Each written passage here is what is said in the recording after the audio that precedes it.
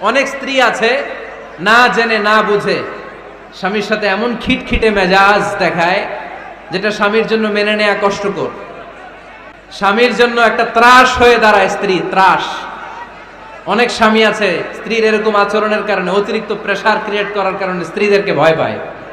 এজন্য বোনদেরকে বলবো, লিতাসকুনু ইলাইহা, এমন ভাবে আপনি আপনার স্বামীর সামনে নিজেকে প্রেজেন্ট করেন যাকে আপনাকে দেখলে আপনার স্বামীর চোখ জুড়িয়ে যায়, হৃদয়টা প্রশান্ত হয়ে যায়, আপনাকে দেখলেই আপনাকে ভালোবাসতে মনে চায়, ঠিক কিনা?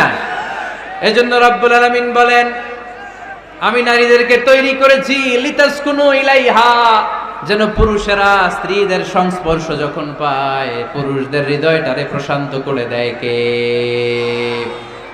রব্বুল আলামিন বলেছেন খাদিজার জন্য জান্নাতে আমি এমন একটা ঘর বানিয়েছি যেই ঘরের মধ্যে কোনো বিশৃঙ্খলা নাই,